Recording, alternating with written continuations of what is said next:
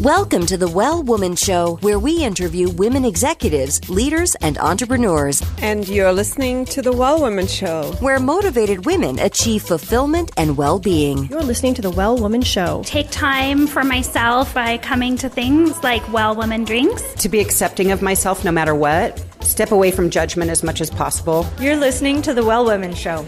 You're going to be in for a good ride. I don't regret anything. Everything I've ever done, I've learned from it, one way or another, good or bad. Being a little bit selfish for yourself, put your own oxygen mask on first and then give what's left. I'm a woman. I would prefer to tell my own story. My story, though it's very personal, is universal. You're listening to the Well Woman Show. And now your host, Giovanna Rossi. Hi, Giovanna Rossi here, and welcome to another episode of The Well Woman Show, where I interview women leaders, executives, and entrepreneurs about their lives and their road to becoming and being who they are today.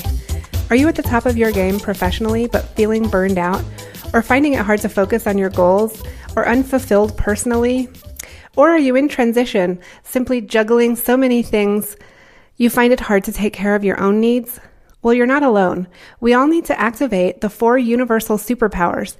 These are the internal strengths and abilities we all already have but don't use all the time. Superpowers can be cultivated, and they include awareness, intuition, action, and acceptance.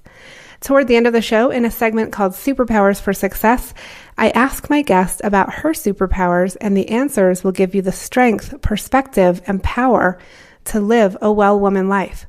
I'm so happy you're here, so thanks for tuning in. This episode of The Well Woman Show is brought to you by Collective Action Strategies, supporting organizations that support women and families, and by Well Woman Life Movement Challenge Quiz, your resource for living your best life. If you're in burnout or major transition, this is your time to figure out what's holding you back from making the changes you need to make in order to live your fullest, most joyful life. The cause of all of our challenges, personal or professional, can actually be rooted in the lack of internal superpowers and or external supports. Our Well Woman Life framework tells you which stage of the Well Woman life cycle you're in and what to do about it so you can truly live your best life. You can find out more at wellwomanlife.com/quiz. I'm so thankful for support from Natural Awakenings magazine in New Mexico, a monthly green, healthy lifestyle publication, and for support from High Desert Yoga, promoting optimum physical health, clarity of mind, and spiritual inspiration for all. Hello, well women. So if you're listening to this as the episode is being published, it is the week after Thanksgiving. We're all feeling a little full and hopefully feeling, having had some time to really connect with what we're thankful for and what we're grateful for, and getting back into the swing of things leading up to the holidays. This is a really busy time for us as caregivers, as business owners, as career women, as breadwinning women. We tend to overdo it, don't we? So it's a really good time to take a step back and figure out where you are in the Well Woman life cycle, and if you're really needing to tap into intuition this week, or you're really needing to take action, or you're really needing to address your burnout, whatever it is, just connecting in with that and being mindful of it is really a great first step. So if you haven't taken the quiz, definitely go over to wellwomanlife.com/quiz to find out where you are in the Well Woman life cycle. And then I send you more information about it and tools and kind of good, interesting information about where you are. So check that out. And also, I would be very interested to hear from some of you if you would email me at info@wellwomanlife.com. I'd love to hear what you want in your 2019 planner, because we are developing a Well Woman Life planner, which is going to be way more than just a calendar.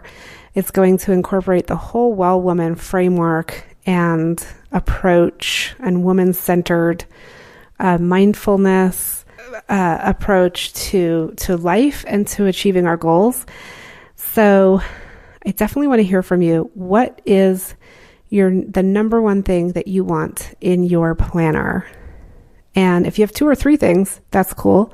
Just jot those down in an email. I will be reading those over and really taking them into consideration as we develop this for 2019. And we'll be sending out pre-order links soon, so stay tuned for that. Can't wait. That's going to be super exciting. This week on the show, I'm very excited to have Holly Caplan on the show. She's a career coach, women in business advocate, award-winning manager, and author of Surviving the D-Clique, a girl's guide to surviving the male-dominated corporate world. What we'll talk about on this episode is how you reinvent yourself when you're ready for a redo in your career or in your identity, what to do when you feel resistance in your job every day and you are not fully engaged, and how to take more risks. So it's a great conversation. I had a lot of fun with this interview. So please stay tuned for Holly Caplan. I'm speaking with Holly Caplan today. Welcome to the show. Well, thanks for having me. It's good to talk to you. Yes, I'm so excited to talk to you. I love talking to women who are, just killing it really in their field and leading the way and doing things differently and new. And what caught my eye about your story here is, of course, your book, Surviving the D-Clique, A Girl's Guide to Surviving the Male-Dominated Corporate World. And for listeners, you can just guess what D stands for. Mm-hmm. It rhymes with clique. So Surviving the D-Clique. So, Holly, tell me, what are you up to with this book and in your work? And how does your work impact women's lives?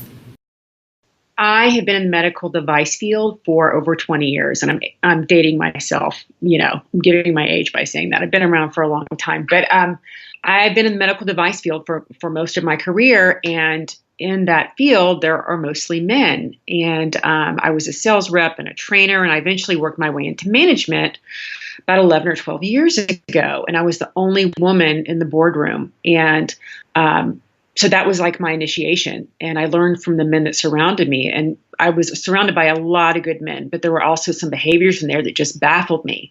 And so I just kind of took it and I tried to align with it. And I was like, I don't think this is right.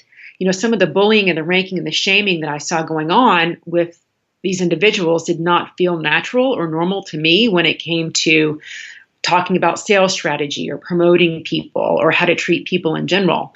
So I was like, you know what? I'm going to start writing this stuff down because, this just doesn't seem like the right way to run business or treat your sales team or create a goal together or work collaboratively. So I started journaling about it. I started writing down my experiences, and I was like, well, hell, I need to write a book about this. So that was the birth of Surviving the D-Clique, because I realized that if this was happening to me, it was going to happen to other women too, because as more and more women come into the workspace and into different fields and they get promotions, they're going to come into the same things, because traditionally, the higher you go in an organization, the more men there are, because that's just how it's been for so long. So that was the catalyst to me writing the book, was to inform other women as to what to do. And the book is punchy. It has a lot of colorful language in it, but it's honest. It's honest and it's raw. And I wanted to be able to share that with other women. Yeah, I love it. So we talk a lot about the patriarchy and about women, holding their power and doing what they need to do to make it in this world. And a lot of times I talk about not trying to, change ourselves to fit into a quote unquote man's world, but rather change the world so that it fits for us. And so how do you handle that in your book? that's a great question, because that's how I opened the book, because I didn't know how I didn't know what to do at first. So I tried to act like them. I became the D word because I was like, oh, this must be right. And I'm like, okay, this doesn't feel right, but I think this is what I'm supposed to do. And then I had an epiphany that that's not the way things should be done. And so I decided to lead by example instead and do what I thought was right. But it took a learning curve to get there and realize that their way is not the only way, even though that's what was being preached to me. And that was hard to break out of, like the so how did you break out of that? Like how did you realize that you were just becoming one of them, and how did you break out of that? I realized I was becoming one of them when I found myself as a bully. And I wouldn't say it was as direct as my colleagues, but I found that I was not looking for the best in people. I was looking for the worst in people. I was emulating their behavior. And I realized it was not a comfortable spot for me. And I thought, why am I not using my own techniques and my own skills for how to manage people or numbers or what have you? So I feel like I kind of had to hit a low point to hit a high point. And ironically, the low point came with a lot of success. I was at the top of my game at the time. So I had to find an even space for me to thrive in what was comfortable. And so was it a low point because, like, what happened? Did your whole team quit on you? Like, how did you I had a great team. It was about understanding my management team. My sales team below me, they were wonderful. They were all top people. It was the people around me that really persuaded me, whether they knew it or not, to go into my own comfort mode and find myself again and what made me successful and fulfilled. And so what did you do? How did you do that? I left. I left. Yep. I ultimately left because I looked around and I thought, this isn't the right space for me because I don't feel like I'm growing here anymore. And so I went to a small startup, and where women actually, Giovanna, are more accepted and where we can grow and thrive. I had to find the right environment for what I wanted to achieve from here on in my career. Okay. That's fascinating. So it took actually leaving the situation to kind of address it. Yeah. And looking back, nothing's changed in my rearview mirror. Nothing has changed behind me. What I can change is what's in front of me. So that's what speaks to trying to make a change for us, for women. I think trying to battle what I was battling with the boys club for so long wasn't getting me anywhere. So I realized that I have to work with women and empower more women instead of banging my head against a wall, really. Okay, so can you share anything from the book that would give people insight into how do you survive that male-dominated corporate world? You have to speak. And maybe not even just survive, but like thrive, right? Right, exactly. No, those are really good points, because it's hard, because as women, I'm a Southern woman especially, I was raised to be compliant and to listen and to not be confrontational. So then you're thrown into this environment where you have to do all those things. And I'm like, what? My parents taught me something different, right? So you have to learn to be vocal, and you have to learn to speak up for yourself, even if the patriarchy is telling you you're wrong, or they roll their eyes, or they don't believe your ideas. You really have to speak up for yourself in certain situations, or you will not be heard, or you will be pushed aside. So it's almost like it takes us twice the amount of energy to prove ourselves. Yeah. It does. It's sad to say, especially, with all this awareness around gender in the workplace, but it's still like that. I hope it does change, but it's still like that.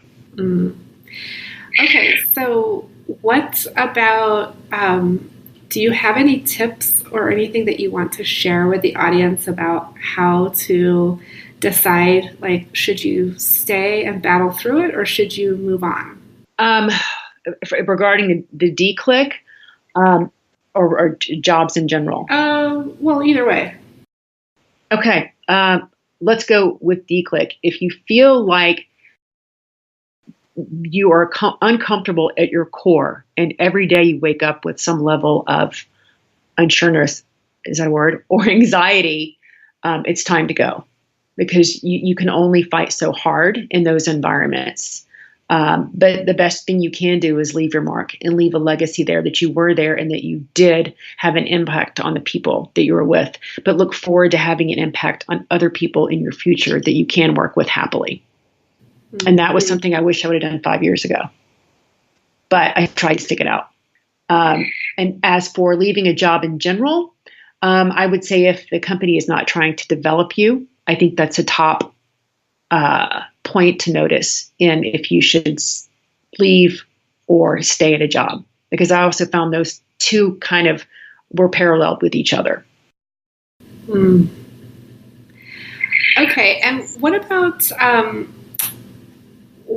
when you hear people say, well, it wasn't the men at work that was the issue, it was the women? I haven't heard that. But I bet I've been in a male-dominated field.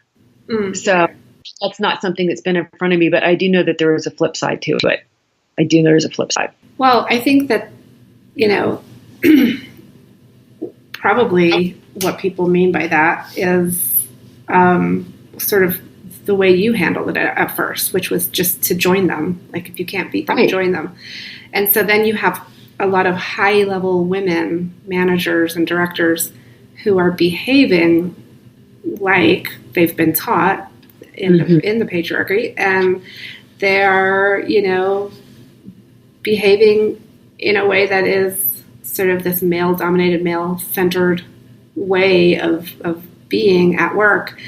And so it does take women being aware that that's happening and then stepping out of that and saying, I don't have to do that. Right. And I'm so glad you brought that up, because that's hard to realize, even if you look at something like Me Too, and I know that's sexual harassment, but it took women a long time to speak up there too. So it's about the bigger picture, of us being comfortable to recognize what's not appropriate, whether it's physical or emotional, and being able to step away from it and know it's okay. Yeah. Okay. And so when turning a little bit to actual management tips and tricks, yes, for people. So if you take on a more collaborative, more female-centered or feminine-centered way of managing and directing, how do you make sure you still get the job done and you're not so lenient and collaborative that nobody really gets anything done?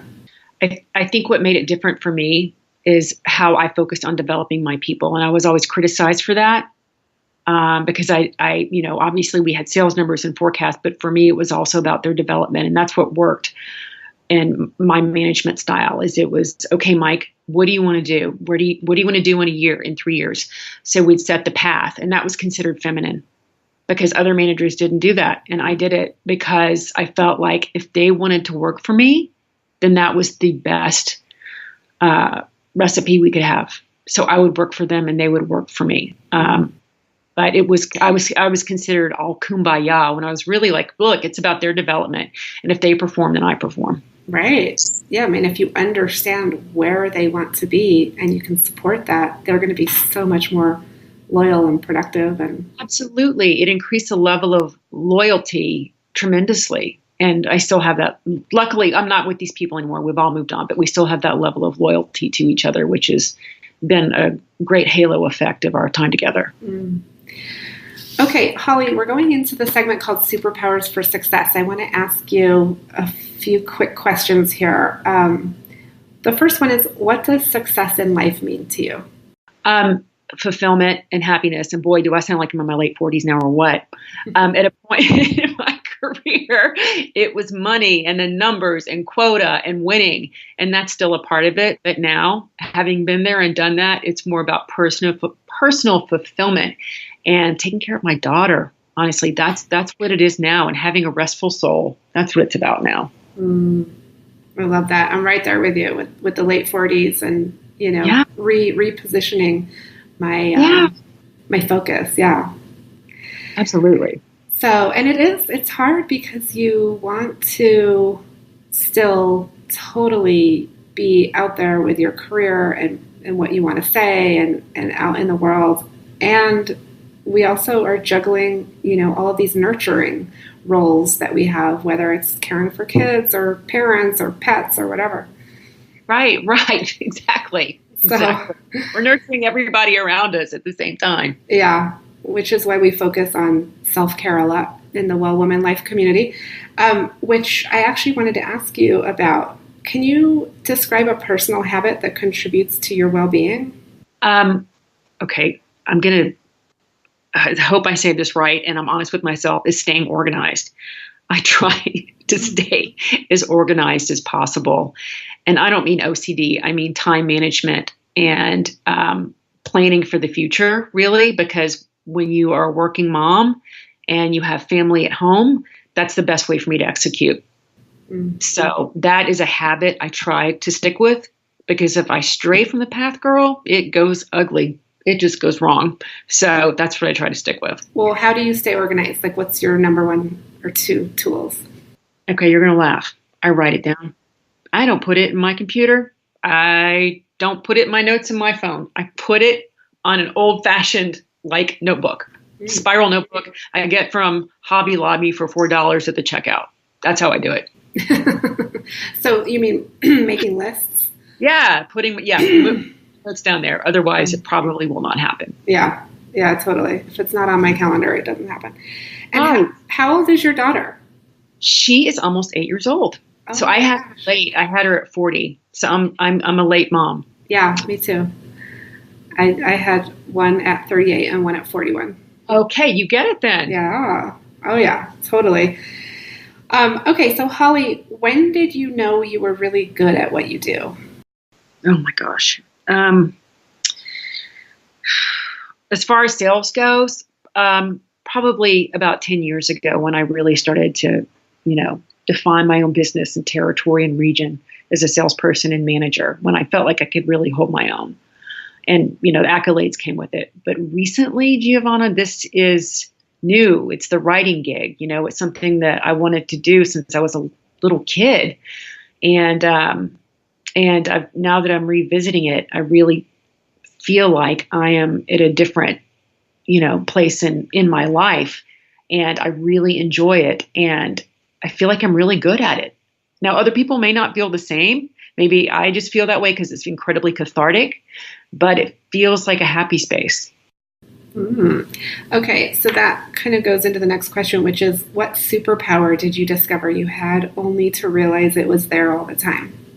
I love that question. Intuition.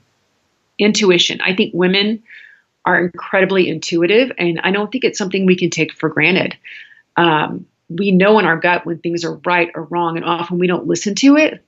But I think we should, and that is something I've been trying to acknowledge more in my older years, to know that my intuition is probably right a certain percentage of the time. And I think that is our female superpower. I do. I love that. Yeah. In fact, I talk about 4 universal superpowers that all women have. Well, all people really, but I really focus on women. And intuition is one of those 4 because it's something that we all have access to. We just don't always activate it. So true. Yeah. So true. Yeah, it's easy to blur it out and try to rationalize something or try to explain something away when really you know better. Yeah. Yep. And it's learning how to tune into that and listen to it. And when we're so, when we're in burnout and we're so busy and so over the top, we can't even tap into that intuition. We can't hear it. Oh my God, you're so right. You're so right. It's hard when everything around you is so loud to listen to that. Right. Yeah. So part of what I teach in the Well Woman Life framework is exactly that. Like, how do you slow down so you can tune in? Right. And for those of us high achieving women, it's really hard. It's really hard. It is, because you just want to sit with yourself and in the quiet and enjoy it, to tune in. But it's hard to get there sometimes. Yeah. Okay, so Holly, what advice would you give your 25 or 30-year-old self? I would tell myself to not stress out and and don't sweat the small stuff. Like I remember early on in my career where everything was so serious, everything was drama and, it was, it was life or death. Mm-hmm. And I remember getting so stressed out about things and my job and, my early 20s. And now I tell myself, slow down. It's going to pass. Don't worry about it. Stop worrying about all this silly stuff. I would have gotten where I wanted to be anyway without stressing about small things. Yeah. Do you think she would have listened to you? Nope. She was stubborn. Yeah. She was stubborn. She had to learn the lesson. Yeah, exactly. Yeah. We have to go through that. We do. So do you identify as a feminist? I do. I always have been since I was a little kid. I always have been. I have a strong mother, I have a strong sister. And I think that my mother set the precedence for my future. She was a business owner too. And I really never knew different. And I was honestly, I didn't get married till I was 32, didn't have a daughter till late in life. I felt like I wanted to do other things. Not that there's anything wrong with, marriage and career and having kids. I just felt like there were other feminine things I wanted to put first. I really believe that women should have their own thing and careers and be independent. I'm a full believer in that. Yeah. Yeah. Okay. And Holly, what are you reading right now? What's on your nightstand? A new book called Ugly Love. One of my close friends just launched her book, and it is about identifying narcissism and identifying narcissistic traits. And it's about her marriage, which has dissolved, and about things that she learned from her marriage and identifying narcissistic people.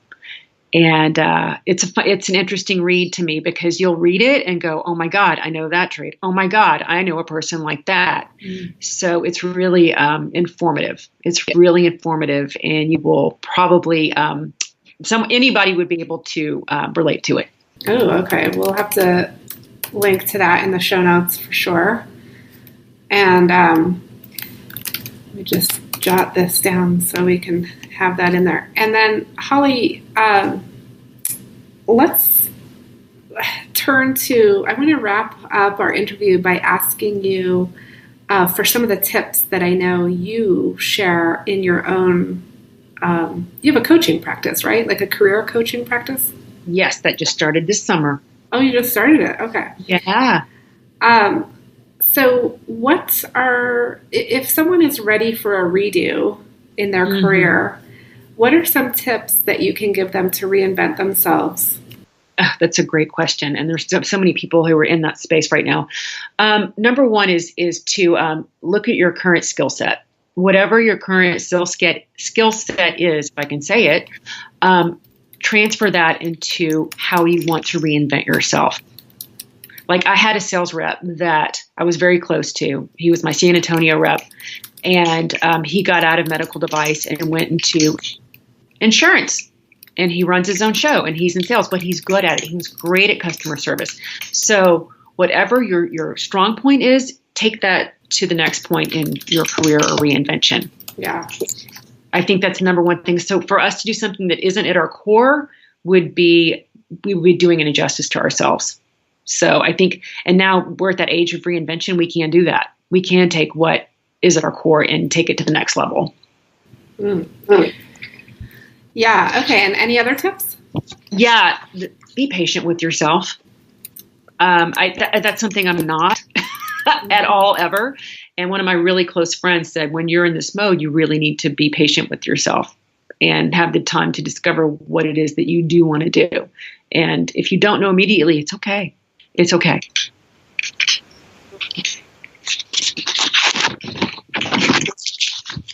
That's hard for me to do because it's hard for me to, not know something. But it's like we said before, we have to really relax and tune in and give ourselves patience to find that space. Mm-hmm. Yeah. And sometimes what I hear from women is, well, I've already got 20 years in this career. Wouldn't it be a waste to throw it all away and start something different? And so what do you say to that? No, don't. And it's so funny. I just wrote an article about this, about women over 40 interviewing and looking for new careers. I don't think that we should do that, because I think we are hindering our own growth if we stay in the same, industry or trade. I think it's okay to give ourselves the opportunity to do something different. Yeah. Because is it a waste? I love what you said. Is it a waste to throw away those 20 years, or is it a waste to not explore something different in your next 20 years? Exactly. And back to your first tip about looking at your current skill set, look at those 20 years and find all of the awesome things that you did and the skills it took. And then chances are you're not throwing that away. You're using all of that in the next iteration of your career. Exactly. So true. So true. So it's not a waste. If you're thinking of ditching your boring job. Amen. All for that. I'm all for that. So what about timing? Like if people really are out there listening, like, yeah, I do want to ditch my boring job. When